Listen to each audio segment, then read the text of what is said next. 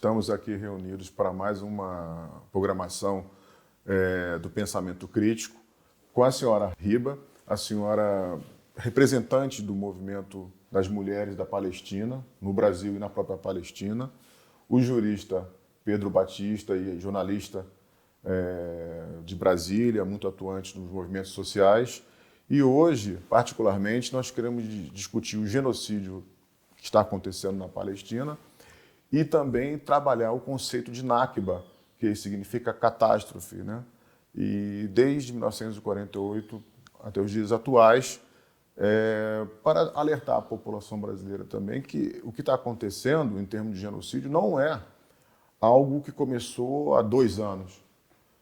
Na verdade, esse movimento que está acontecendo de genocídio, de imigração forçada, é desde o século XIX. Então, nós temos que fazer algumas pontuações no sentido histórico para perceber que esse genocídio é antigo, né? Ele não é um fenômeno fugaz, repentino, mas é algo que está acontecendo há alguns séculos já. Então, eu gostaria então de dar a palavra para a senhora Riba, para que ela possa fazer seus comentários iniciais. Sim, primeiro agradeço a oportunidade, né, e o convite de vocês aqui no Pensamento Crítico. Inclusive o nome é muito bonito, Pensamento Crítico. Então, assim, respeito ao genocídio que está acontecendo na Palestina, você está falando da Nakba, que é a limpeza étnica que começou, na verdade, em 1948, mas já veio bem antes, né? Essa história, e até hoje, de 1948 até hoje, 2025, continua, ela não parou, não é uma data.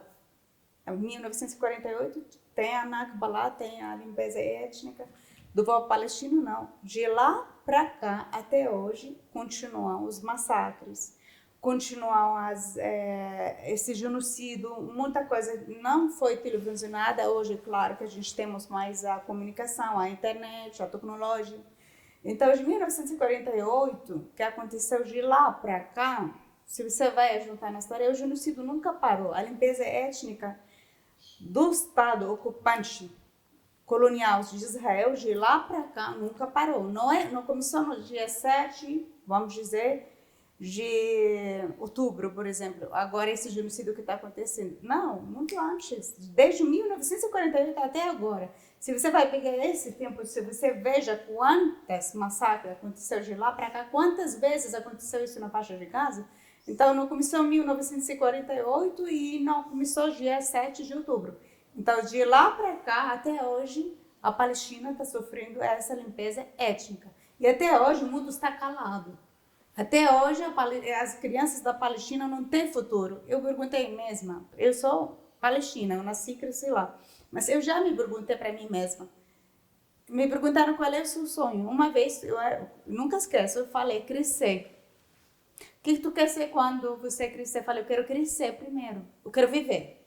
Quando eu vou estar viva, eu vou realmente saber que eu vou viver, aí eu penso o que eu vou ser. Mas hoje é meu sonho crescer, porque eu estava sempre, não com medo, com preocupação. Será que eu vou chegar aos 30 anos, aos 20 anos, aos 18 anos?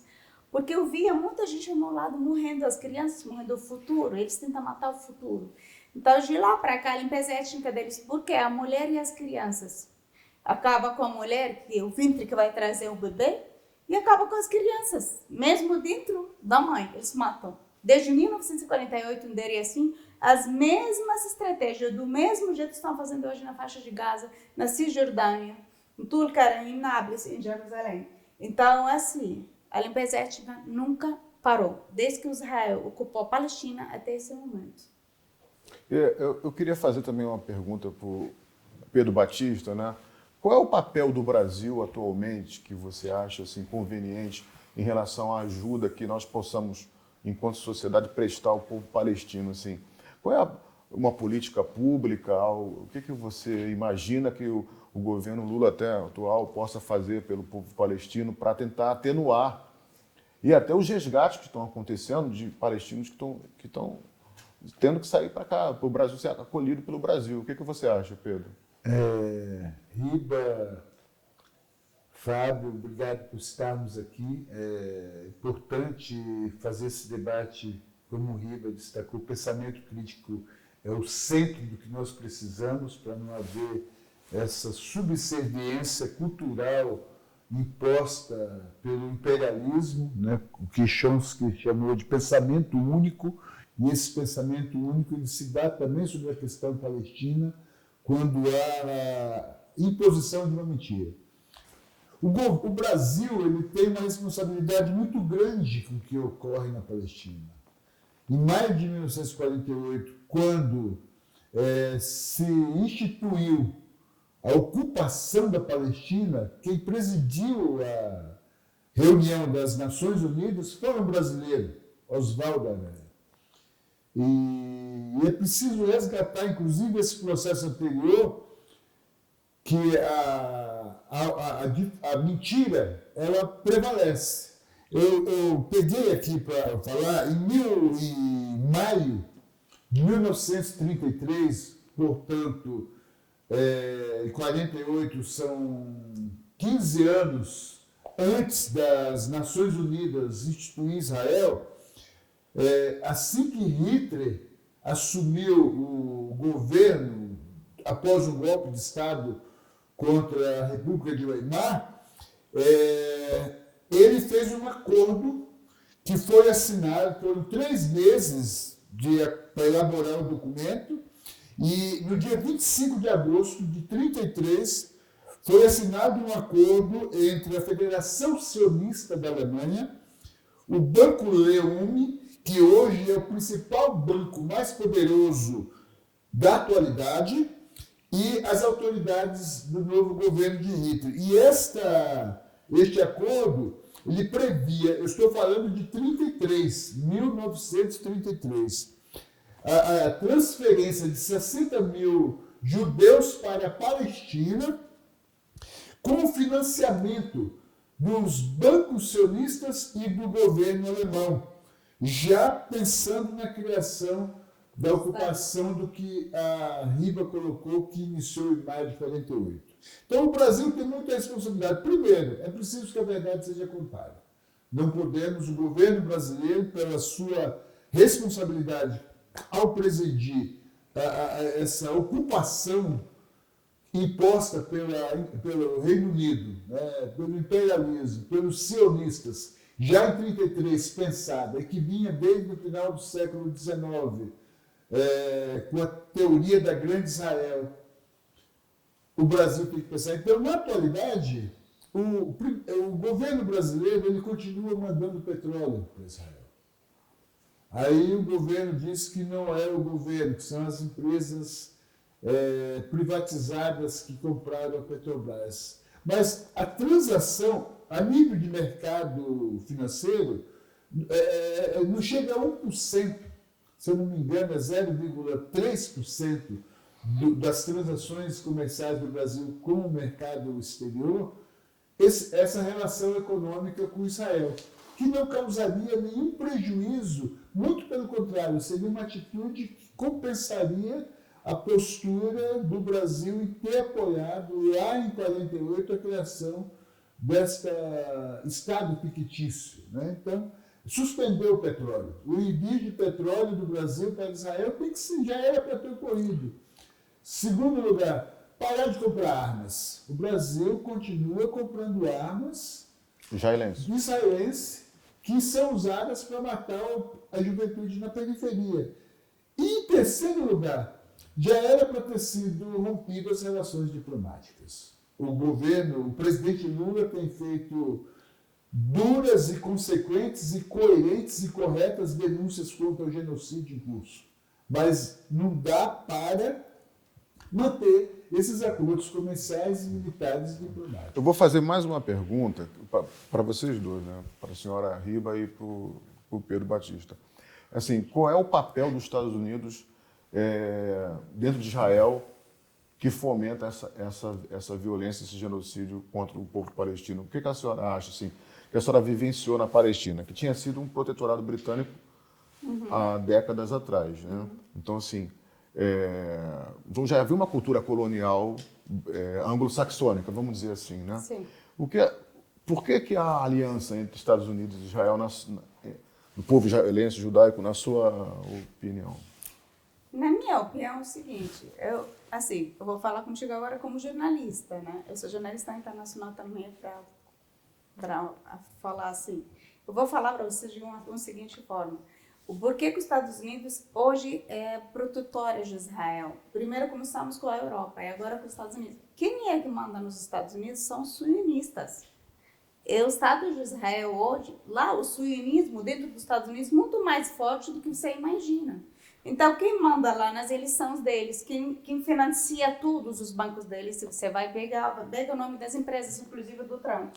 4 ou 5 laboratórios dele que ele tem, as farmácias que ele tem, são donos deles, quem financia uma mulher israelense de origem nazista. Eu chamo ela de nazista, ela não é nazista da Alemanha, mas ela é pior do que ser nazista. Uma sionista, mulher de um cara que era judeu muito rico, enfim, mas ela é bem sionista, ela que financiou a campanha do Trump hoje. Eles que financiam tudo lá, eles que têm dinheiro. Hoje quem fala o dinheiro. Então, eles que mandam nos Estados Unidos. Então, acho que então, normalmente, a reação, eles têm que proteger Israel, o protetor, mamãe e filho. Mas, na verdade, quem manda a mão deles de obra, a mão da eleição, a mão de tudo é Israel. O dinheiro do sionismo. O sionismo quem financia os Estados Unidos. Como é que os Estados Unidos será ingrato a Israel? É impossível. Não. Se ele está lá, porque Israel existe. Os sionistas existem, então tem que proteger Israel. É assim, fechado. E na sua opinião, Pedro, por que os Estados Unidos ele está dentro de Israel e é conivente com o genocídio do povo palestino? E os Estados Unidos ele cumpre um papel hoje de ocupação do planeta na perspectiva de acumular mais riquezas para que os sionistas que detêm o capital, e não de agora, como eu mostrei anteriormente, o Acordo de Ávila, os judeus ricos estiveram junto com Hitler financiando o que ocorreu entre 39 e 45. É uma grande mentira que se criou. Os judeus pobres foram mortos, os comunistas foram mortos, os negros, os homossexuais, os ciganos. Mas os judeus ricos não somente estiveram junto com Hitler, como continuam hoje junto com a garantindo essa dominação, essa imposição colonial, neocolonial, de sustentação do fascismo que Trump hoje representa. Tanto que nós vimos essa semana um almoço em que o que era servido na mesa era o sangue, era a vida das crianças, das mulheres palestinas, quando eles anunciaram que pretendem limpar Gaza e fazer uma nova Dubai. O projeto deles imobiliário, que é um resort, né? Um resort, que é justamente o ramo principal de Trump, ou seja, e os sionistas, os poderosos sionistas que não estão apenas nos Estados Unidos, estão em todo mundo. Aqui no Brasil, a gente vê a postura da Rede Globo de televisão, por exemplo, que não dá voz para denunciar o genocídio. Já a gente vê a TV Bandeirantes fazendo a denúncia, até a Record já mostrou a denúncia do genocídio em Gaza. Mas a Globo não, é sempre dando voz e vez para o sionismo. Então é preciso entender que o sionismo e os Estados Unidos é uma coisa só, é uma política imperial, e o sionismo hoje é a continuidade do nazismo junto com o fascismo, que pretende utilizar esses instrumentos para que estes ricos do planeta, os bilionários do planeta mais ricos fiquem, seja construído só em Gaza, ou seja aqui roubando as riquezas no Brasil, ou seja com a taxação que Trump está fazendo agora contra os vários países que compõem o BRICS e outras áreas do mundo, não apenas do BRICS, mas que chegou a ameaçar o Brasil agora, a questão até da justiça. Então, os sionistas eles têm o poder econômico do planeta, ideológico, cultural e militar. Me diz uma coisa, vou fazer um ping-pong rápido aqui. O que significa para a senhora a palavra Mossad? Mossad, na verdade, era para ser serviço de inteligência, né? Que significado assim da palavra, mas é muito pior, muito mais do que isso. Vocês falam do CIA ou CIA no Brasil. Também é mais forte do que CIA, porque o Mossad hoje uma organização mais perigosa do mundo, financiada pelo sionismo, Israel, e hoje o Mossad está no mundo inteiro. Está ocupando o Brasil quanto a Palestina. Na Palestina existe por conta de Israel, mas nos Estados Unidos, no Brasil, na América Latina toda, na Argentina. A gente está vendo, então, assim, uma organização muito perigosa, muito criminosa, uma organização criada pelo sionismo desde o século XIX existia. Então, cada vez o pior, está ocupando o mundo, está tomando o mundo inteiro como se fosse um câncer, espalhando no mundo inteiro, e está espalhado no mundo inteiro. Então, uma organização perigosíssima, sionista perigosa, para acabar com o mundo, para dominar o mundo. Então, isso aí. E Pedro, o que significa para você a palavra Mossad? É uma serpente que está envenenando o planeta, uma organização terrorista, criminosa, como o que fizeram com o Irã. Ou seja, eles estavam dentro do Irã, identificaram os cientistas, e o primeiro ataque que Israel fez contra o Irã foi para assassinar os cientistas. O que fizeram com o Hezbollah no Líbano? Eles criaram uma empresa falsa para produzir pages em nome de uma empresa como se fosse de Taiwan e conseguiram, em um único momento, explodir simultaneamente quase 4.000 pages, matando muita gente e deixando milhares feridos. Então, e aqui no Brasil, o serviço que eles fizeram com o governo de Bolsonaro durante 4 anos.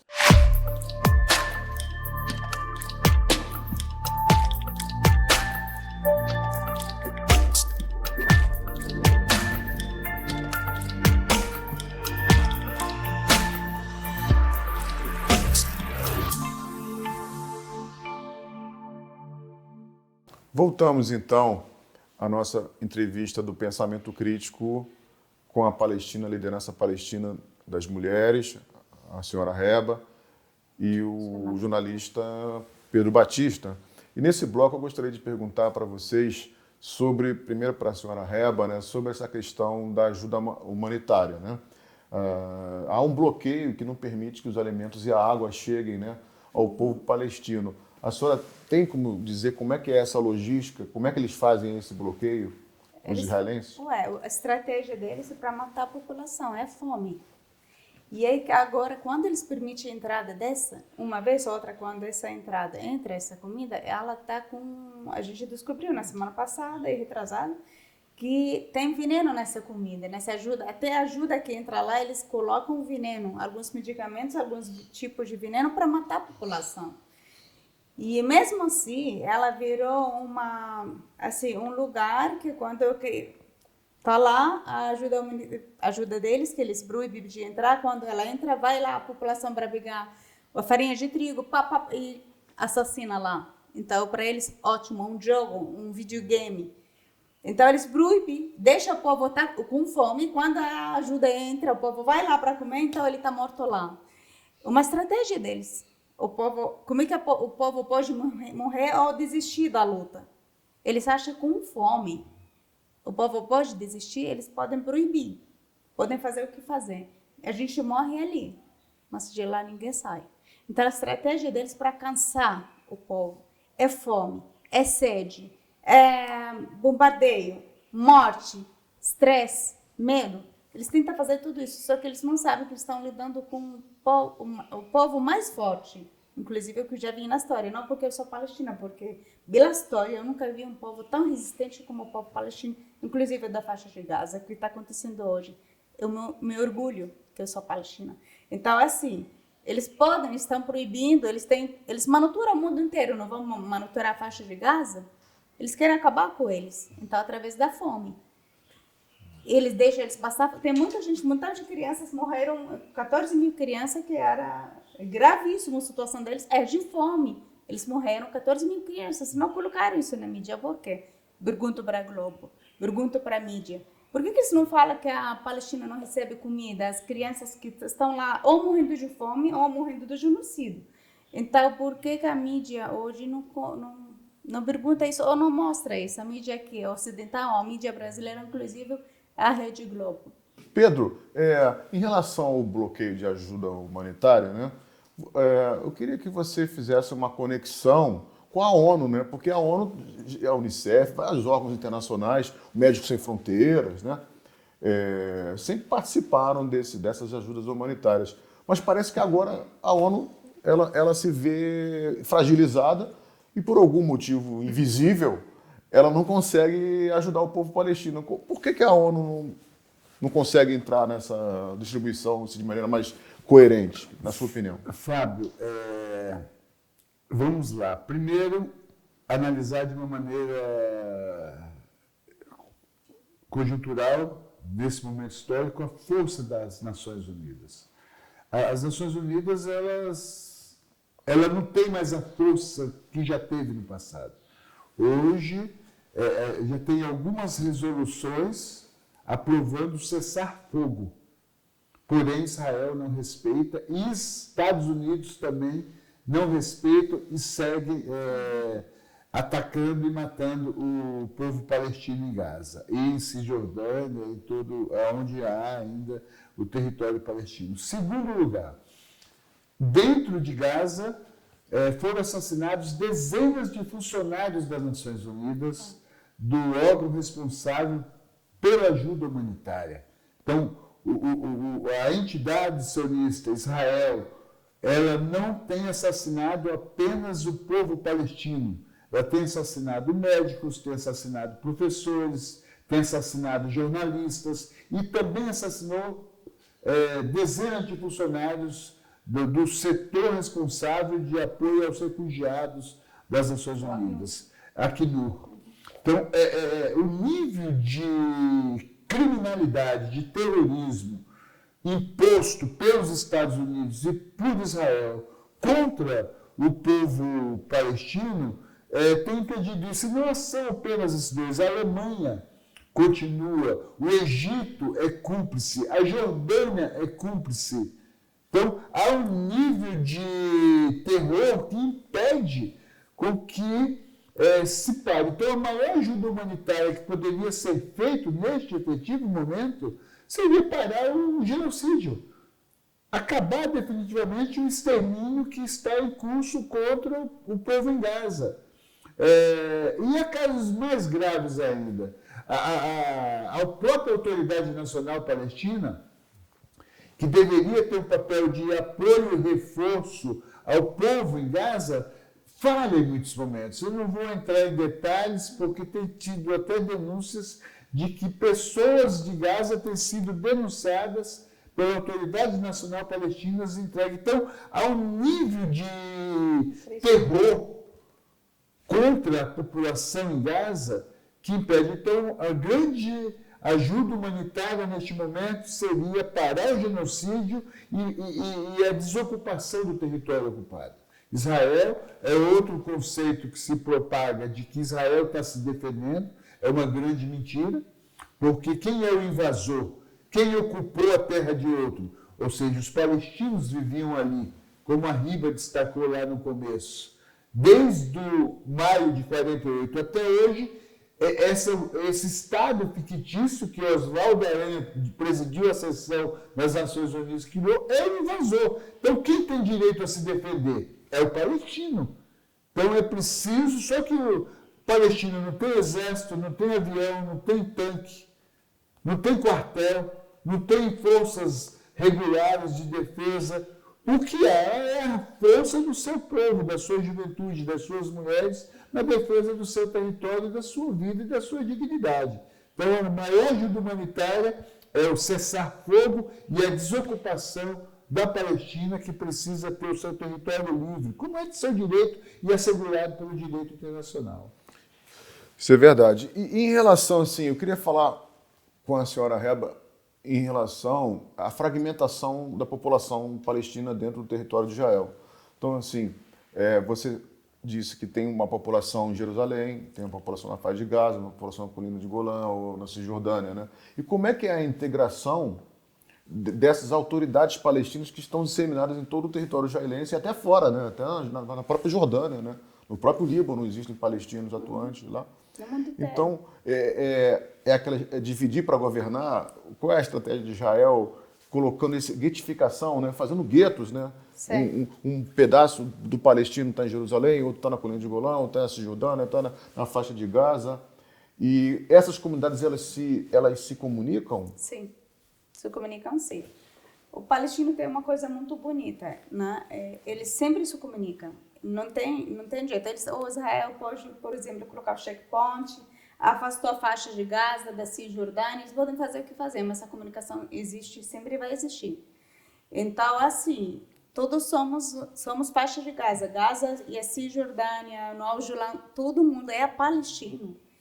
A faixa de Gaza é da Palestina, caramba, é Palestina. E assim, Jerusalém é Palestina, quem mora na Aljulan é palestino ou sírio, dependendo do lugar. Quem mora na Jordânia são os refugiados que, em 1948, foram expulsos das suas casas. Então, eles foram para a Jordânia como refugiados. No Líbano, na Síria e na Líbia. Então, não estão de lugares tão espalhados. Mas isso não quer dizer que não são unidos. Então, como eu estou te falando, sim, temos comunicação, sim. Todo mundo tem comunicação e muito forte, inclusive, a nossa comunicação.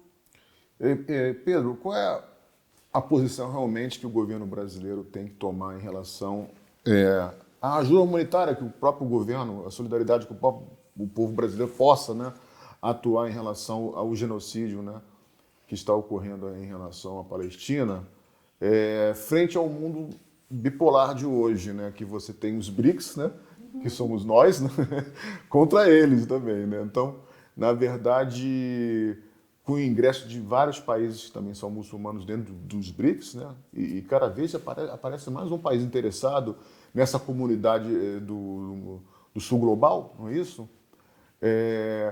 A nossa identidade brasileira, né, em relação a esse mundo árabe, você vê que está melhorando, está piorando, ou poderia ser feito algo a mais, ou se o governo atual está tímido em relação não só à Palestina, mas à integração do Brasil frente a um país como o nosso, porque você sabe que nós temos 5 milhões de pessoas que são descendentes sírios-libaneses aqui. Sim. Quer dizer, então assim, o árabe, desde o início da colonização portuguesa, ele é parte da nossa constituição étnica, demográfica, né? Sobretudo no Nordeste, né? Também. Então, o que você pensa disso? Como é que a gente pode avançar nessa diplomacia com a Palestina e com outros países, por exemplo, Jordânia e Líbano e Síria?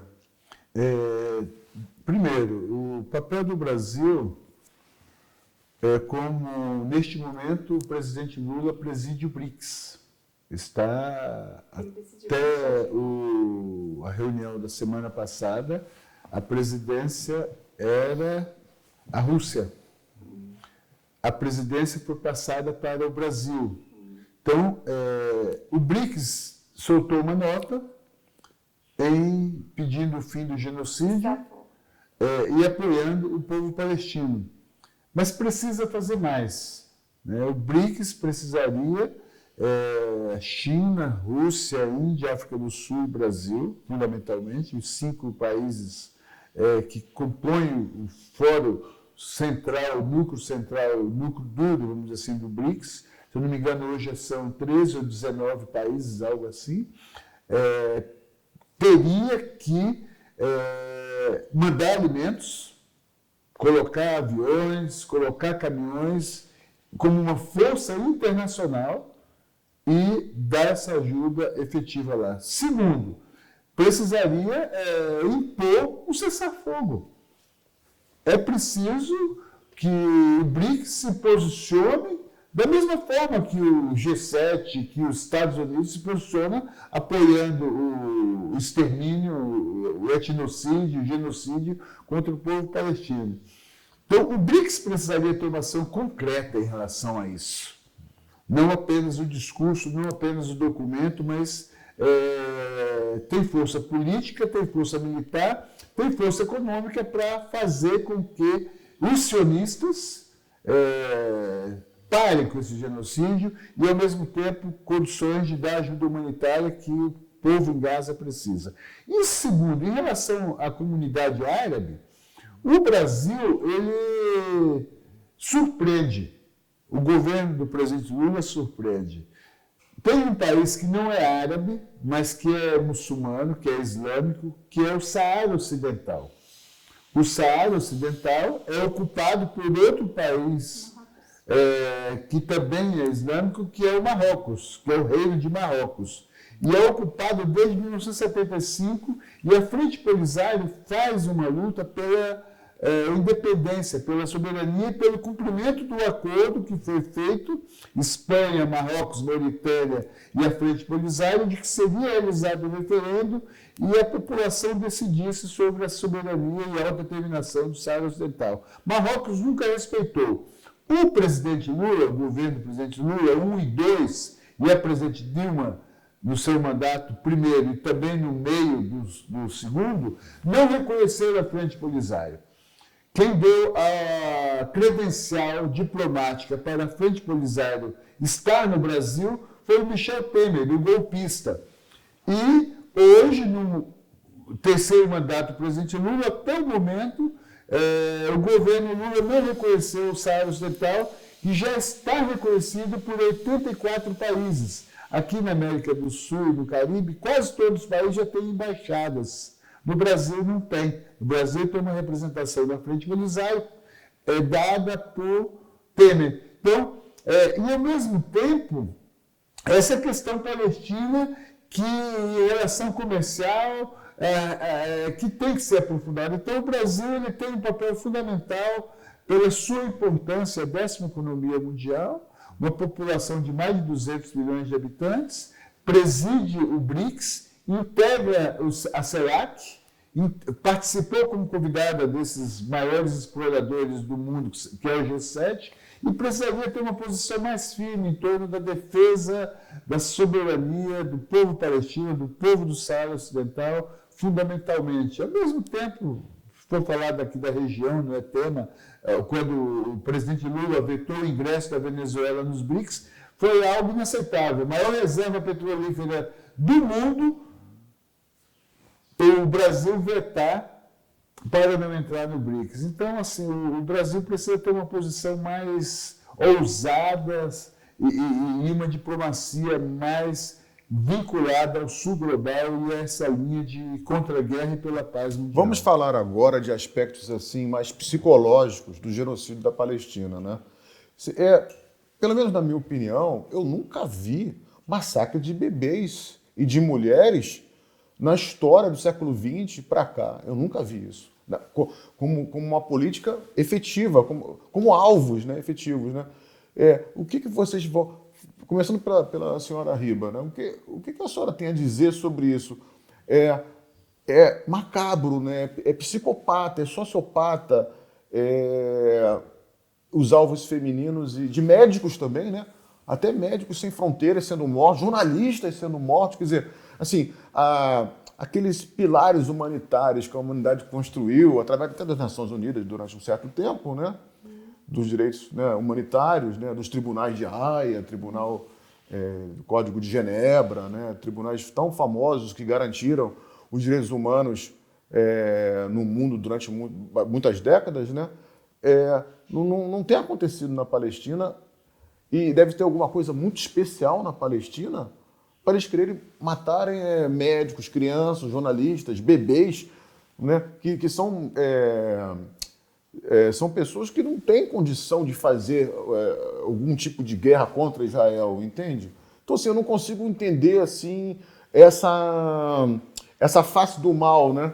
Esse lado mais macabro, mais psicopata mesmo do genocídio palestino, né? Que você não verificou isso em outras guerras recentes. Você não tem verificado isso em outras batalhas recentes. Ao longo da história, não só nas recentes. Assim, mesmo na guerra do Afeganistão, né, que foi uma guerra terrível também, eu não percebia que havia um volume de bebês e mulheres, e jornalistas, e ajuda humanitária, como alvos, né? A pessoa está andando na rua e cai um míssil na cabeça da pessoa, assim, né? Do drone, né? Drone. O drone joga uma bomba em cima de uma pessoa caminhando, ou que foi pegar comida no portão e é metralhado no próprio portão do atendimento de pegar a farinha, do saco de farinha, né? Então, o que a senhora tem, assim, do seu sentimento, né, sobre isso? Olha, o meu sentimento sobre isso não tem como te explicar assim. O que eles estão fazendo? Dizem que no livro religioso deles, que eu não quero nem falar o nome, e os religiosos extreminhos lá de Israel, do Estado de Israel, eles falam que todos os palestinos têm que morrer, mulheres, bebês, idosos, inclusive, todos têm que morrer. Quem vai ter que ficar uma pequena quantidade, pequeno número só para ser serve a eles, para ser brigado, serve, tipo assim, escravo a eles. O que vai ficar? E o resto tem que morrer. Então, hoje, o que eles estão fazendo? Nas escolas deles, estão criando, as juventudes deles toda estuda escolas de religião, nessas escolas de religião. Então, eles já se formam e vai para o exército, sabe que a obrigação dele é matar aquelas pessoas. Porque para ele se permanecer, ele tem que tirar a vida dessas pessoas. Então, do mesmo jeito que o Bolsonaro, você falou que tu nunca viu isso, não, mas aconteceu no Brasil. São 780 mil vidas que foram embora. Pelo Covid, sem nenhuma bala, sem nenhuma arma. Mas o que o Bolsonaro fez aqui no Brasil, na pandemia, agora, então matou 780 mil vidas durante um ano. De população. De população geral. Crianças, pais, mães, famílias inteiras se foram. Eu não vou te devolver a pergunta, mas o que você acha desse cara? É o mesmo jeito. Tanto que ele se dá bem com o Estado de Israel, se dá bem com os Estados Unidos. Porque eles têm o mesmo pensamento doentio. Essa aqui é uma doença que não tem como dizer psicopata, até hoje eu não achei um nome. Mas também eu não posso dizer isso que é uma doença, não. A mãe do sionismo ali. Então eu vi isso no Brasil, eu vivi isso no Brasil, eu vivi isso num golpe contrastado no Brasil. Mas tu acha que eles não matam crianças nas igrejas. Os pastores, não sou contra nenhuma religião, mas estão usando aqui no Brasil, na igreja evangélica ou as outras igrejas, a gente vê estupros de crianças, a gente vê pedofilia de criança. Então, assim, qual é a diferença de estuprar uma criança ou matar? A mesma coisa. Porque tu matou, tirou a vida, estuprou também tirou a vida. Então, as crianças palestinas, no mundo inteiro, e na Palestina, o sionismo domina, ele quer acabar com o futuro.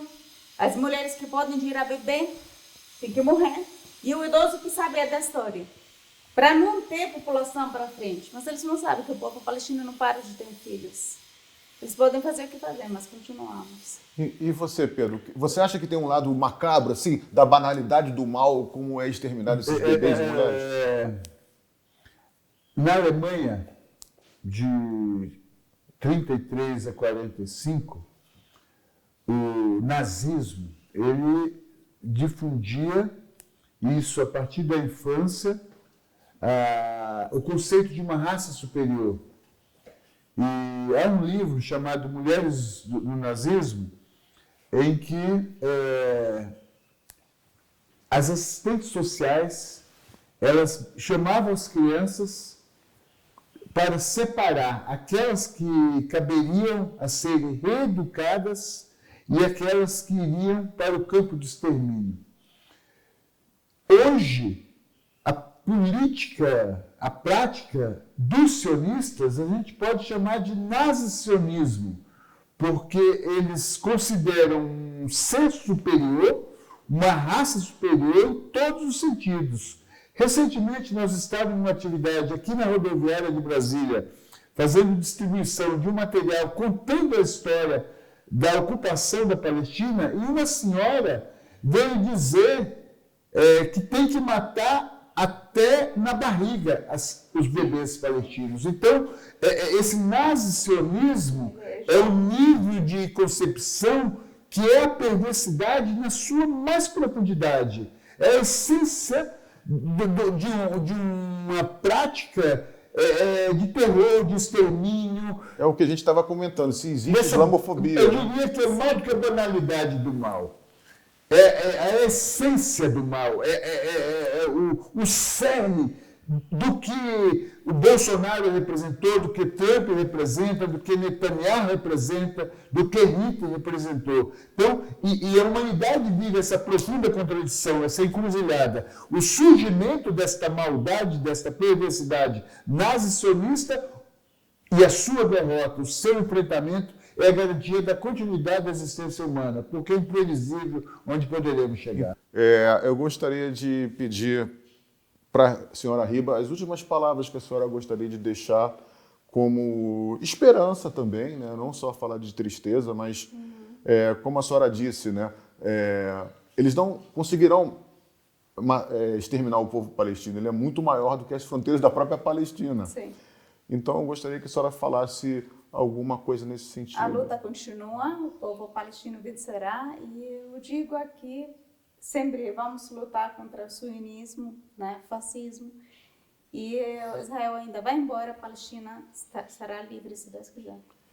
E o Pedro? Eu tenho aprendido, ao longo de algumas décadas, com o povo palestino, o significado da fé. E fé não é fé que a gente tem a interpretação da religiosidade, mas é fé na nossa história.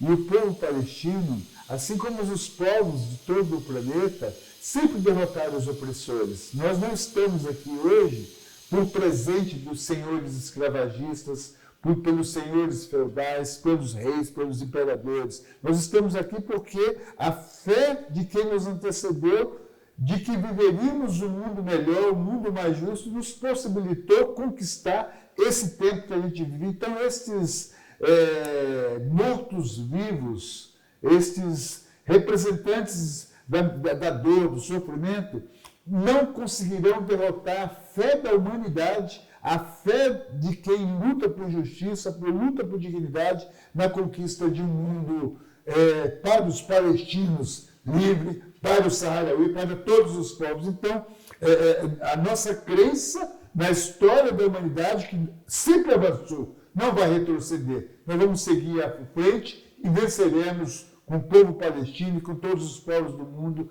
esta maldade, estes nazis, sionistas, fascistas que estão espalhados por aí. Eu gostaria, então, de agradecer a senhora Riba pela participação no programa Pensamento Crítico, ao Pedro Batista e à nossa audiência. Muito obrigado. Obrigado. Tamo junto aí. Abraço.